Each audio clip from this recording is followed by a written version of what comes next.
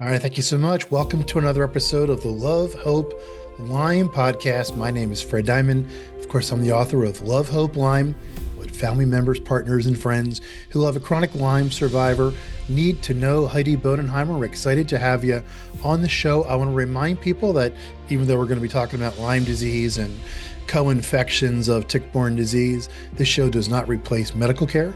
So if you're struggling with chronic Lyme disease and other tick-borne infections, co-infections, please seek proper medical care. If you're watching this on YouTube, thank you. Give us a thumbs up, leave a comment.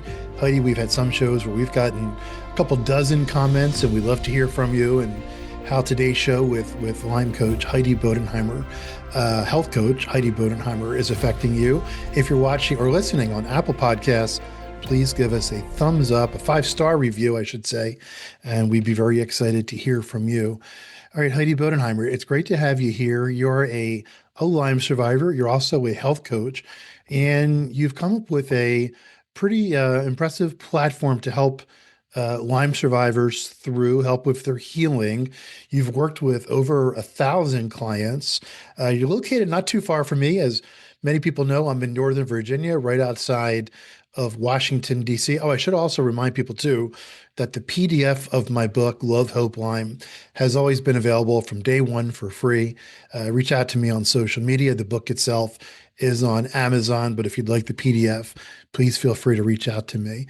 You've worked with over 1,000 clients to help them keep moving forward. So it's good to have you on the podcast. You're located, like I said, about an hour and a half away from me, up Yeah. in the Maryland area. So tell us whatever it is you'd like to tell us about your journey, and then let's start getting deep into your practical cares framework. Yeah, absolutely. Well, thank you so much for having me, and thank you for the work that you do. It certainly is needed for so many people. But yeah, I too am a Lyme survivor. So I've spent the last 8 years walking this road myself, and Mm. it's as everyone's road. It's been an interesting journey for sure. So, from working with going to doctors and not getting the help that I was needing to then seeking out functional medicine doctors. I got rid of mold, parasites, Marcons, which is a biofilm, all the things to still remain sick. So, it's been a rocky road for sure. So I'm not speaking about this from a distance by any stretch of the imagination. I know what it's like to, do all the research, to try all the things, and to still have days where my body's just not cooperating. Mm. So, yeah, but I'm a board certified health coach. And so I've helped, like you said, thousands of clients create what I like to say the most hospitable environment for us to heal. Because healing isn't just about knowing what to do, right? It's also about being able to do it consistently, and especially on the hard days.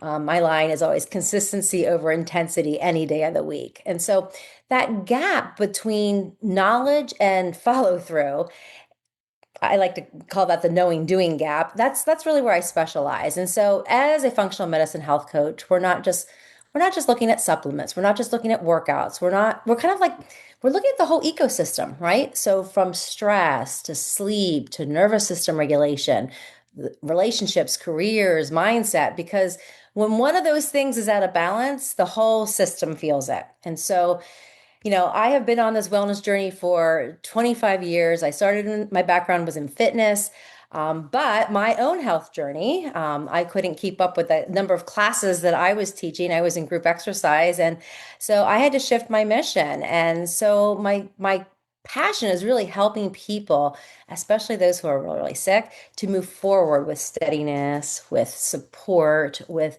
a plan that they can actually live, right? And so I'm excited to share with you what has helped me personally, as well as thousands of my clients that I've coached. So I wanted to just share a simple framework that I use, and I call it CARES. Yeah. So do you want Before we me to get dive deep in? into Yeah, that and the yeah, core components to it, uh, again, you mentioned you've been in the fitness industry for 25 some odd years. And yeah, in our prep call, we talked about some of the things that you did. Uh, there's a lot of people who listen to the Love, Hope, Line podcast who were healthy, who were very, committed to their body and health. And then they get Lyme disease, right? Or then the symptoms appear. Maybe they were bitten 20 years ago, and then something happens, some stressor that happens that begins the process of the symptoms with Lyme disease. How did that make you feel? Again, as someone who was committed to your body and doing the right things, working out, leading classes, give us some perspective on that. Yeah, absolutely. Yeah, that was a frustrating experience for me, right? When you're doing all the things, I'm supposed to be the leader of this, and yet here I wasn't able to do the classes. Well, I was doing them, but oh my goodness, I would get so terribly sick. It didn't matter what I was doing. I went from teaching, gosh, 6 classes, even more than that. I used to teach like 10 classes a week to then 6, and then it was weaning down further and further and further. And so, yeah, that's challenging. And as someone who has been in that place, I thought, oh, if I could just push through, I'll just Mm. push through. I can do this, right? And I see so many of that happening in my clients now. I'm like, oh my gosh, please learn from my mistakes, which is that's not something to push through. This is where we really need to honor our bodies and listen to our bodies. Yes, movement, right, to some capacity, whether it's stretching or walking or something, very nominal, and it's going to look very different than going out there and doing a full-fledged strength class or, some sort of high intensity interval training. And Fred, to your point, it's still hard because I'll see these, oh, well, you have to do this, you have to do that, in social media, we're hearing all of it. And no, no, that's not the answer. Yeah. Trust. So before we get into your CARES framework, people want to know what you might have experienced with Lyme disease. Again, someone who was so healthy and able to do 10 classes to teach 10 Yeah. classes a week, which is quite remarkable. What were some of the symptoms that Lyme and I presume you also had some of the various co-infections as well. Help people understand what you were going through, and then let's get into CARES. Yeah, absolutely. So yeah, so I started to become really, really sore, Mm, like for no reason. And like, from teaching all those classes, my body was used to it, but suddenly it couldn't keep up with that level of teaching. So to the point where the soreness wouldn't go away. I was sore, like the kind of sore that when you run like a marathon or something and you're like, oh my gosh. And usually you would have that for maybe a week's time and then it would go away. Mine never went away. So, and then it started from there, it escalated to flu-like symptoms, mm, and I would have flu-like symptoms for a period of time. And then the fatigue, the overwhelming fatigue would be, and so it's almost like anytime that I would push too hard, I would find myself in this predicament where I would then, like, a workout session would then cost me maybe 7 to 10 days because I would be under the weather. I wouldn't be able to do anything. So I would either be, the fatigue and the malaise were so bad, the pain was so bad that I was bedridden. So, and that happened over and over and over. And I was a little, I was a little hard-headed. So it took me a while to kind of learn that lesson. But over time I did. And I realize now that, my practice now consists of a stretching and Pilates. I have an in-home Pilates machine that I use, and that works for me. But if I go outside of that, I have to be very, very, very careful.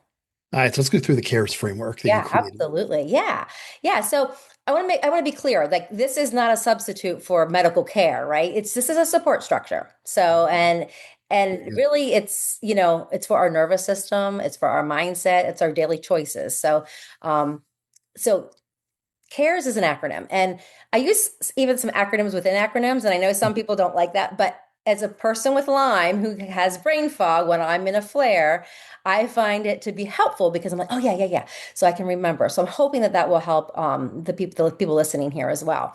So I kind of look at the CARES acronym as an in the moment stability sequence. Okay, so if we look at the letter C, that's where I want to calm the body and the mind. Mm. Okay. And I do that with the 4-7-8 breath. And so if you're familiar with any kind of breathing, what I like about the 4-7-8 breath is it gets us to that parasympathetic nervous system very, very quickly. And I know you've had some other people on here recently that had talked about parasympathetic and sympathetic. So really important. So let me share with what that looks like, okay, for our listeners. And so it's an inhale through the nose. And I like to say it's a half a breath, meaning it's not a full deep breath because you're only inhaling for 4 counts. Then we're going to hold that breath for 7 counts. And then we exhale through our nose actually for 8 counts. And we do that 4 times. So Inhale 4, half breath, hold 7, exhale through the nose, 8 counts times 4. And that constitutes 1, 4, 7, 8 breath. Okay. And so that is a really fast way to downshift the nervous system. And we can do it anywhere. We can do it anywhere, right? So during flare is really important, during spirals that we have. If we're having trouble falling back asleep, it's a good place to have it. We like at the practice that I work, we have people. I always like look at it like a ladder. The top of the ladder is that we have people do that 20 times throughout the day. Mhm. So, but we don't start there. We start baby steps, right? So, but where we have found to have therapeutic benefit is at 10 times a day. So, so it's really, really important to do that. And so because when the body is in threat mode, the brain gets really, really noisy. Yeah.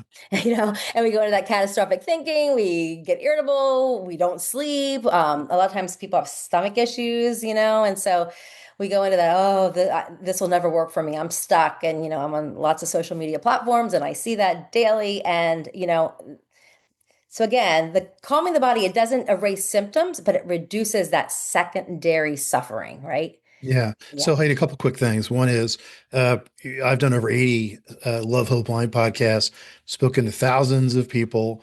I like the way you said this doesn't replace medical care Yeah. because you need to figure that out. And we've discussed that on various shows. And unfortunately, it's complex.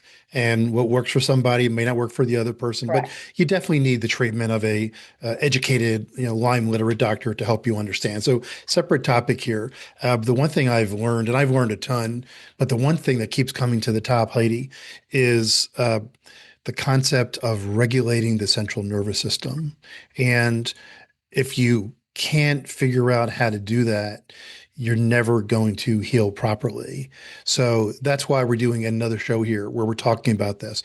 That's why breathing, I was so it was so thoughtful the way you were describing it. Everything comes down to your breath.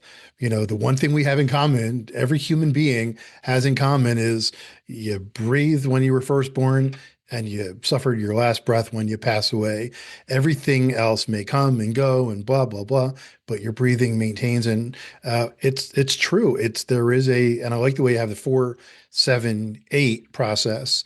And once you can get your breathing to help regulating the central nervous system, it's such a critical first step.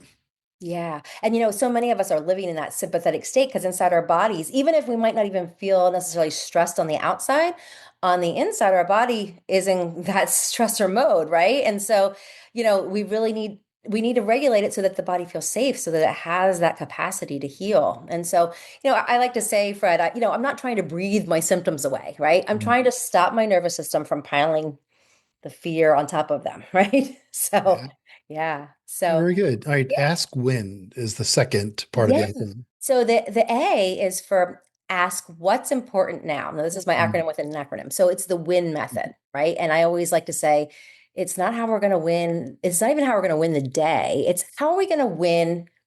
It could be how am I going to win my afternoon? But how could we win? I like to even go micro, small. How are we going to win the next 10 minutes? So what's important now is what we ask, right?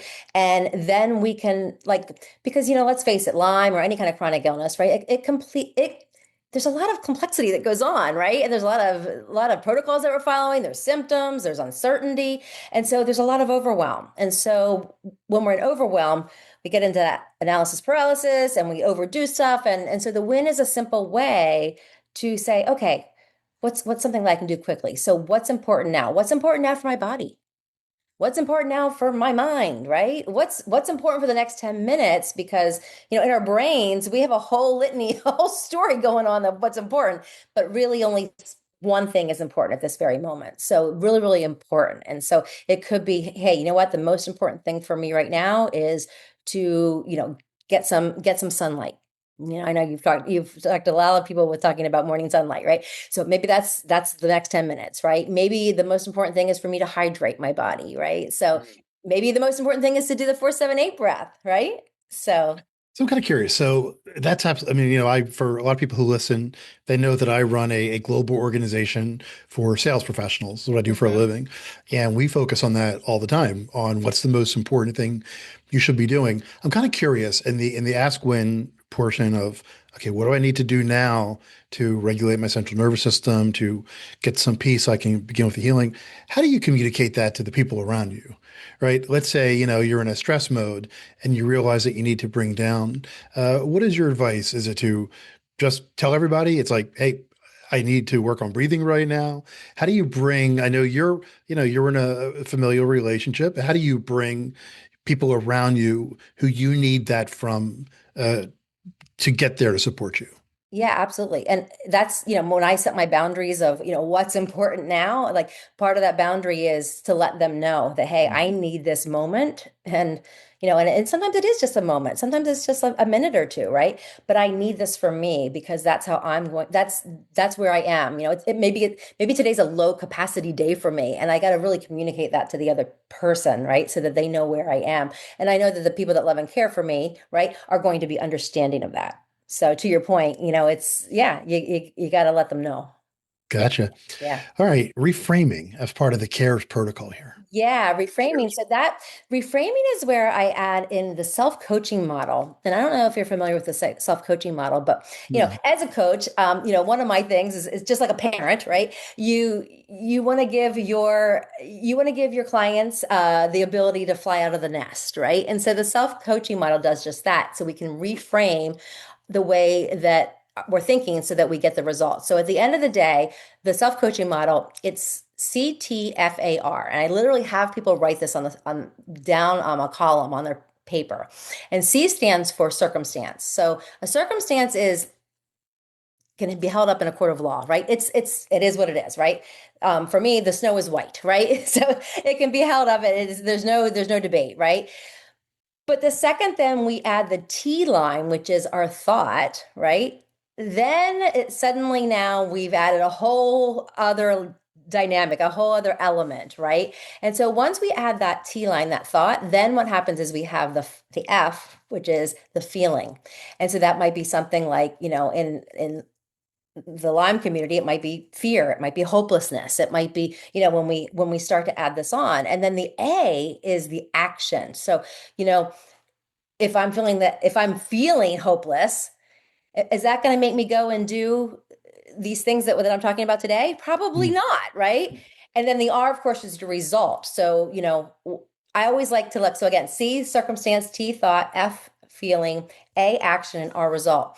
And the T line is always going to equal the R. So your thoughts are always going to equal your results. Mm. Okay. So if you're not, and you can work this model backwards, you don't have to start with a circumstance. If there is a feeling that you don't want, well, then you have to work the model up and down and backwards, right? And all around. And that way you can kind of get to where you want because, the circumstance might be that you've been diagnosed with Lyme, right? And if I have the thought that this means I'm never going to get better, then the feeling is definitely going to be hopelessness, right? Yeah. And then I'm not going to take the action I need to get the result of feeling good in this moment. Does Yeah, that make sense? perfect, man. It all comes together. And I'll give you an example. I've used this before on the Sales Game Changers podcast. I'm sorry, on the Love Hope Line podcast.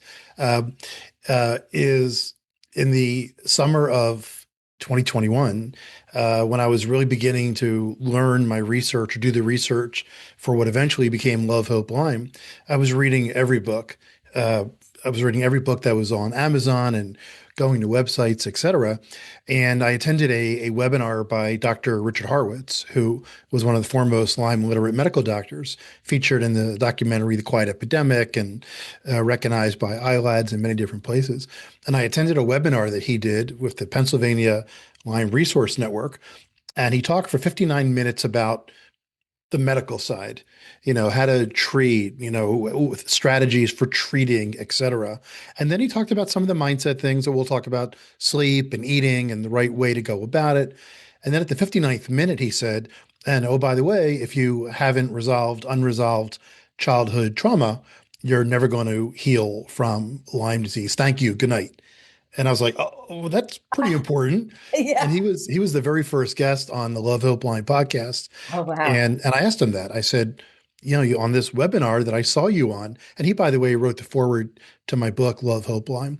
Uh, and I said, you know, you mentioned that, and then he just kind of ended the webinar. He goes, yeah, he goes 90%, and I'm maybe a little bit wrong on the numbers, but he said a large number of patients that he was treating had other things going on that were inhibiting the calmness to be able to properly heal.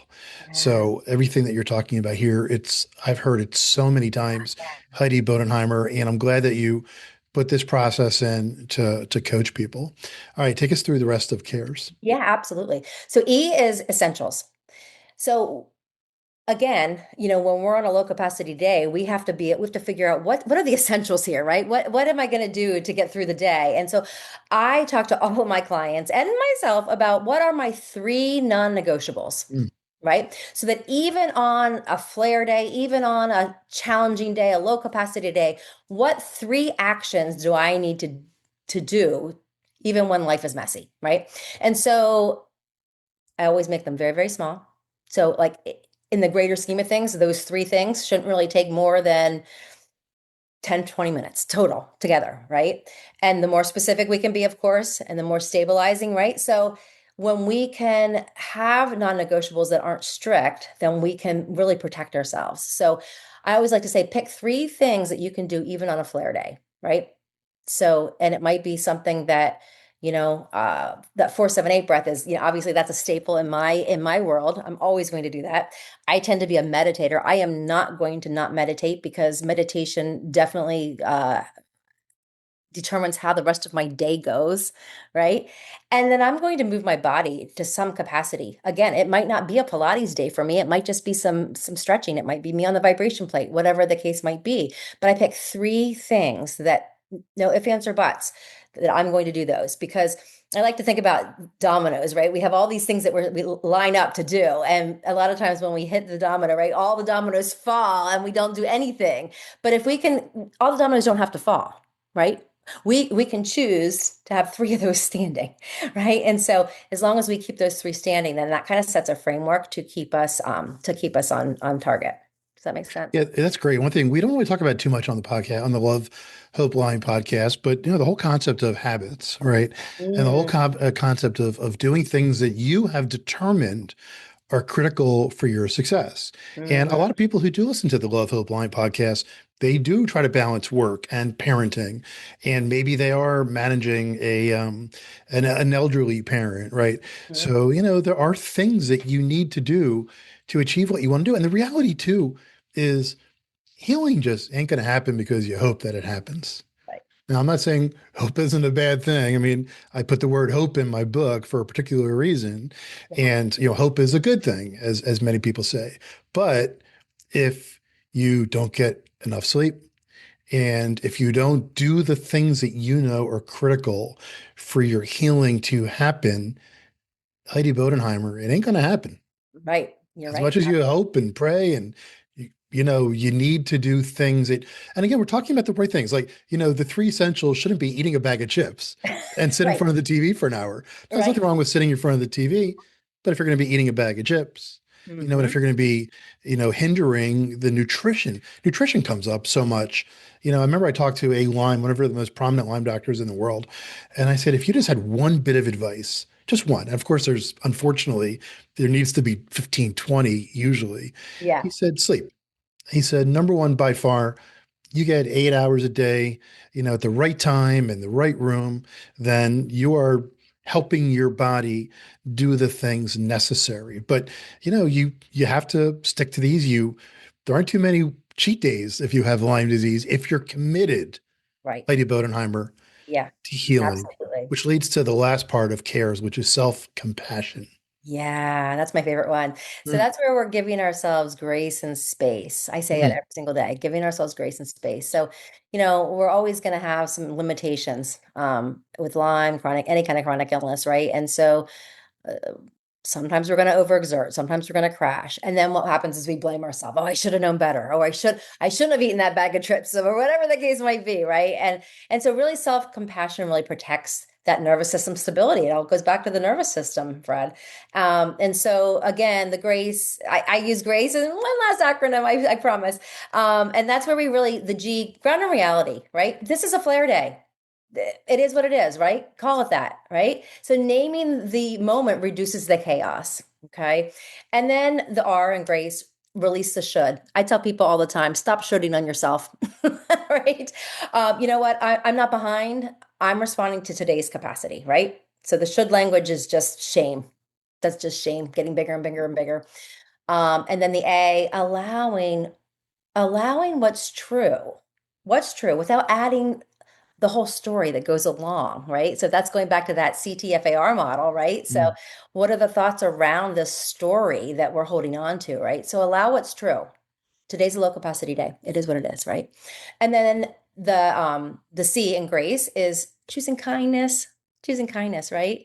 And not fake. I'm not a big like, oh, positive, like all the positive stuff. It's like we're not going, today's a great day. No, no, we're something that's believable. You know what? I'm in the process of figuring this out. I like process because it sort of softens it a little bit. I'm in the process of figuring out what supports me, right? And then finally, the E in grace is I'm going to bring up that encourage the next 10 minutes. How am I going to win? What's important now, right? So that kind of takes me through that self-compassion piece because, grace is how we kind of stop fighting with ourselves, right? Because we're trying to heal and that's just going to we're going to beat ourselves up enough.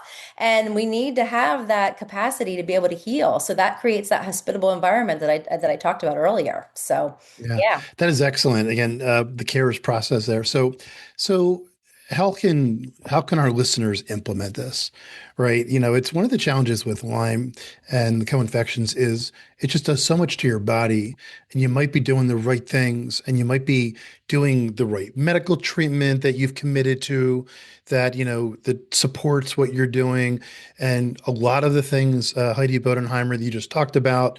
People can be working on their breath and grace and et cetera. And then you bump your knee and, all of a sudden, the bacteria flows through your body and causes things. Talk a little bit about how people can take your technology, your approach, and apply it immediately. Especially, you talked about flare days a couple of times. How can people start truly implementing these to get to where they all want to get to? Nobody wants to be in the states of flare. Nobody No. wants to be in lying on the couch for 3 days or 3 weeks in a Yeah. row.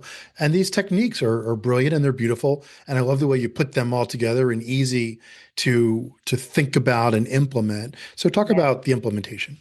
Well, the implementation is really, I mean, using this model, right? And so when we think about cares, right, the front of what I love about the cares model is sometimes we think, who cares, right? Because like no one seems to be caring, and like there's so much out there, and nothing, there's no cure, right? And so who cares?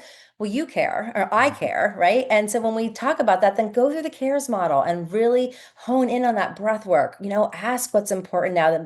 If what's important right now is for me to kind of reframe what I'm thinking, the way that I'm thinking through what I'm going through, and then those three non-negotiables. I think at the end of the day, I think what I would say to sum it all up is at the end of the day, out of the whole cares model, it's that three non-negotiables that you're saying, hey, I'm going to do this even on a flare day, right? And then finally that self-compassion piece, that grace and space. Yeah. Once again, Heidi Bodenheimer, thanks so much. How can people get in touch with you, or how can they find out more about what you're offering? Yeah, sure. So I work, you can find me at HeidiBodenheimer.com, or I also work with the Root Cause Doc. So you can find me at therootcausedoc.com. And yeah, either of those two ways. All right. Thank you so much for sharing all this. Again, you could watch, if you're not watching on YouTube, go check out all of our Love, Hope, Line podcasts. Leave a question, leave a comment. Heidi, we sometimes get 20, 30 comments. I'd love for you to go and comment on them as people watch this. And I want to thank everybody for being on today's show with Heidi Bodenheimer. My name is Fred Diamond. This is the Love, Hope, Lyme Thank you so much podcast. thank you so much for having me, Fred. Thank you for the work you do. You're welcome, Heidi.